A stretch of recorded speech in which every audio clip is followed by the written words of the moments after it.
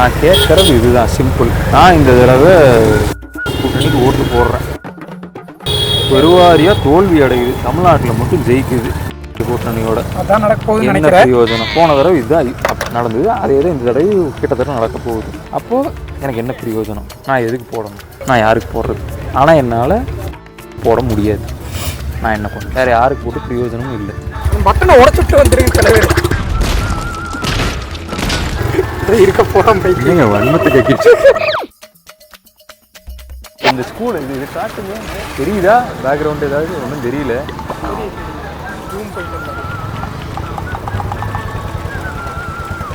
அரசு ஆரம்ப பள்ளி இல்லை, ஆக்சுவலாக கொஞ்சம் ஃப்ரண்ட்டு வாங்கலாம், அப்படியே வாங்க, சும்மா எடுங்க. இல்லை, ஆனால் சாமியானா போட்டு மறைச்சிருக்குது இல்லையா? பட் ஆனால் இது எவ்வளோ சூப்பராக நீட்டாக கவர்மெண்ட் ஸ்கூலு நல்லா இருக்கு. கடந்த 3-4 தடவை போட்டிருக்கேன்னு நினைக்கிறேன். அது 4 தடவை இங்கே தான் பெரும்பாலும் வரும். பழைய கட்டடம் அப்படி இருந்தது, இந்த தடவை தான் ரெனோவேட் பண்ணியிருக்கிறாங்க. எனக்கு இதெல்லாம் பார்க்கும்போது தொலையுது போங்கடா அப்படிங்கிற மாதிரி தான் இருக்குது. இல்லை, ஆக்சுவலாக பார்த்தீங்கன்னா யூபி இருக்கிற கவர்மெண்ட் ஸ்கூல்ஸ் எல்லாம் வீடியோ எடுத்து போட்டிருந்தானுங்க. எனக்கு அதெல்லாம் பார்க்கும்போது எப்படி நான் விருப்பமே இல்லாமல் ரொம்ப கஷ்டமான கனத்த இதயத்தோட இன்னைக்கு ஓட்டு போட்டு வந்திருக்கேன். பிரயோஜனம் இல்லை. இது எத்தனை நாளைக்கு? இப்போ இந்த மாதிரி இன்னும் இவ்வளோ வெறுப்புல விரக்தியில் இருக்கிறவங்க அடுத்த தடவை போடும். வெயிலடா அப்பா, சீரியஸாங்க. வீட்டுக்குள்ள உட்கார வரைக்கும் ஒண்ணுமே தெரியல. அது எங்க வீடு ஏர் ரூம் கொஞ்சம் கூலிங்காக தான் இருக்குங்க இங்கே கம்பேரிட்டிவ்லி. வெளியே வந்தால் தெரியுற அப்பா, எனக்கு பாவமாக இருக்குங்க. ஜொமேட்டோ, ஸ்விக்கி காலத்தில் அதெல்லாம் எவ்வளோ பெரிய ஆஃபர் நம்மளுக்கு கிடைச்சிருக்குது அப்படின்னு வச்சுக்கிட்டு இருந்தேன். 40-50,000 சம்பாதிச்ச காலங்க. உண்மையாக தலைவர், பிடிச்ச வேலை பண்ணிட்டு அந்த வேலையில் சம்பாதிக்கிறது தான் அது நல்லா இருக்கும். அது வேலையாகவே இருக்காது, ஜாலியாக இருக்கும், ரொம்ப ஜாலியாக. உங்களுக்கு இதே பிரச்சனையா? ரெடி பண்ணணுங்க, இது ரெடி பண்ணணும், ஸ்டாண்டு போயிட்டுருக்கு, எப்போ ஒன்றும் தெரியல, ஸ்டாண்ட் ரெடி பண்ணணும். ரொம்ப ரொம்ப வறுமையாக இருக்கிறீங்க ஃப்ரெண்ட், எனக்கே பரிதாபமாக இருக்குது. மிக்சர் ரெண்டு வச்சிருக்கிறீங்க, பாவம் ஏழையாக இருக்கு. அரியவகை ஏழைங்க நாங்கள்லாம். என்ன மரியாதை? அரியவகை ஏழைகள். ஓ, நீங்க அவங்கள செய்யறீங்களோ? இன்டைரக்டா உங்களுக்கு அவ்வளவு தெரியுமா? உனக்கு என்னப்பா, நீ பைத்தியம், நீ என்ன வேணாலும் பேசலாம், நாங்க அப்படியா?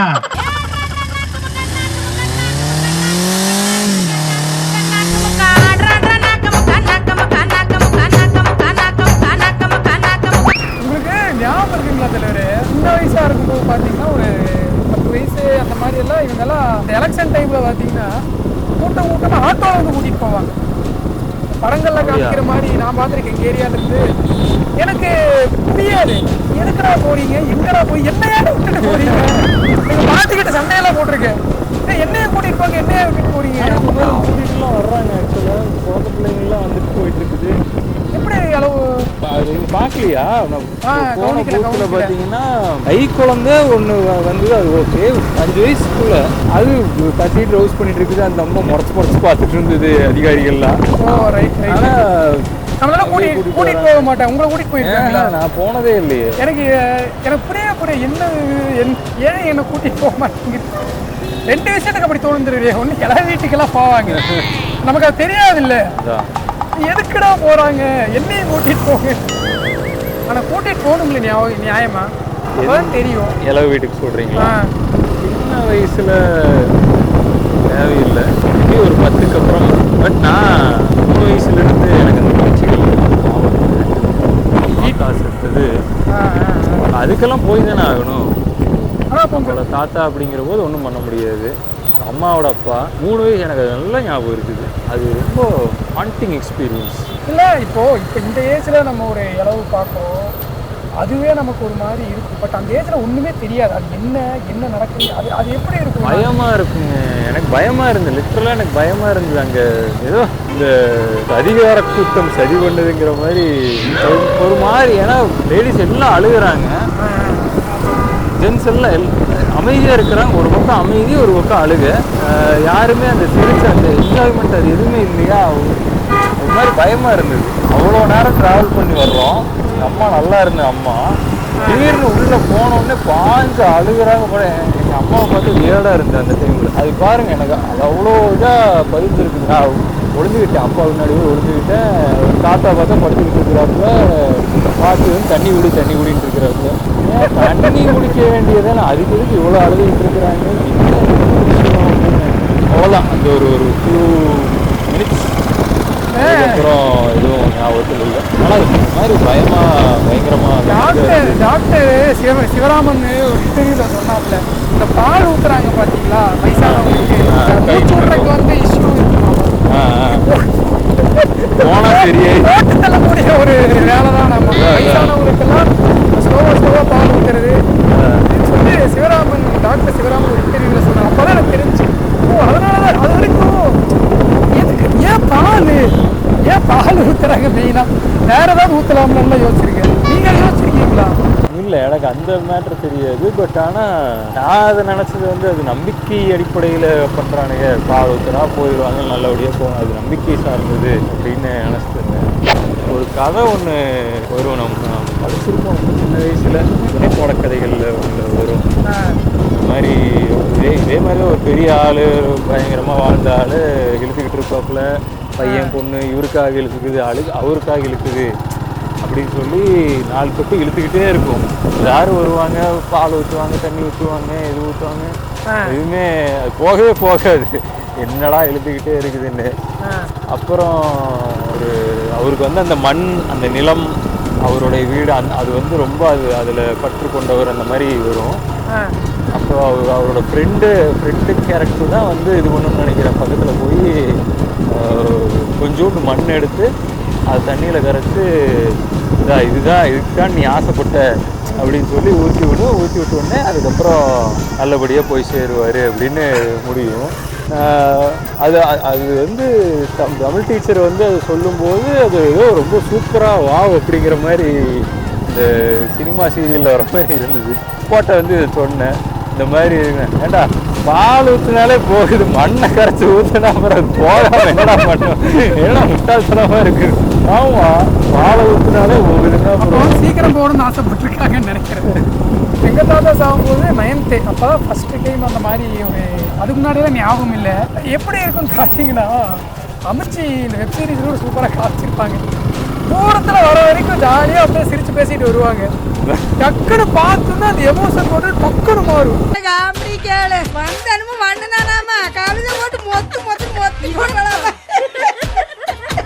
தானே போயிட்டு இருக்கோம், இவங்க ஜாலியா சிரிச்சு பேசிட்டு வந்துட்டு இருக்காங்க. I don't get it. இப்ப இப்படிதான் சிரிச்சு பேசிட்டு போயிட்டு இருப்பாங்க. இப்ப என்ன நடக்குதுன்னு மட்டும் பாரு.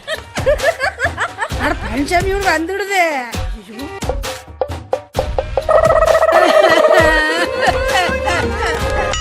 ஒரு மைண்ட் செட் தானே, அப்படி எடுத்துக்கலாம். இந்த இடத்துல அங்க நமக்கு சிரிப்பே வந்தாலுமே கண்ட்ரோல் பண்ணிக்கணும்ப்பா. இல்லைன்னா மற்றவங்களுடைய அமைதியை குலைக்கிறதோ இல்லை அவங்க சோகத்தை எடுக்கிற மாதிரி அப்படி ஒரு பக்கம் இருக்குது. இன்னொன்று நம்மள கேரக்டரே என்னன்னா கேவலமான கேரக்டர் நடக்கும்.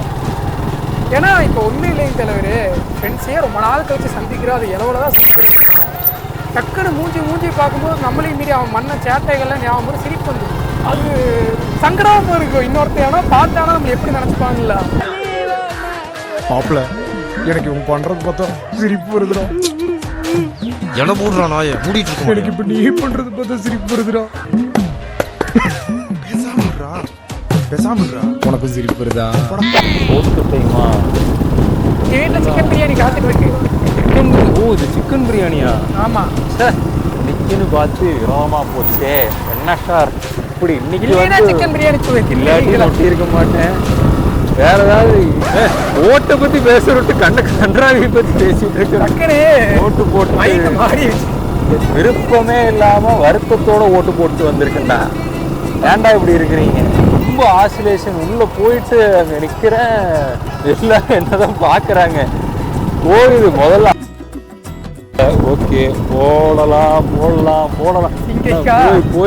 போய் வேற வழியே இல்லாம 3வது பட்டனை அமுத்திட்டு காலை கரெக்டாக கூட பார்த்ததில்லை.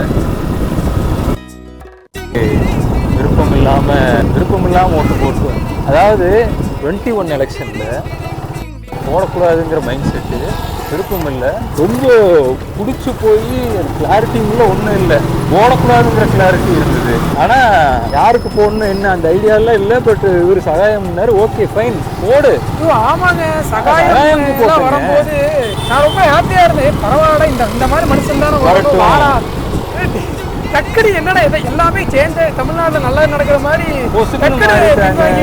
போயிட்டாங்க.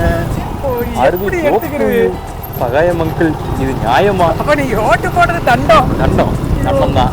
ஆனா எனக்கு என்னன்னா ஓட்டு போடும் போதே எனக்கு தெரியுங்க அது தண்டம் தான். ஏன்னா கண்டிப்பா அவங்க ஜெயிக்க போறாங்கன்னு எனக்கு தெரியும். பட் அது ஒரு புரட்சியாக, விதையாக, மயிராக, மனத்திருப்தியாக நான் போட்டேன். ஒரு நல்ல மனசுக்கு கூட்டு வந்திருக்கேன். எனக்கு எந்த மனசும் எரிச்சலா இருக்குது. ஓட்டு போடலன்னு நினைச்சாலும் எரிச்சலா இருக்குது, போடணும்னு நினைச்ச போது எரிச்சலா இருக்குது, ஓட்டு போட்டு எரிச்சலா இருக்குது. இப்ப நம்மள மாதிரி எத்தனை பேர் நினைப்பானுங்க இந்த எரிச்சல் எல்லாம் சேர்ந்து ஒட்டுக்கா ஒரு நாள் போகும். 26 எலெக்ஷன்ல தான் இருக்குது. 26 எலெக்ஷன்ல இது நடக்காது.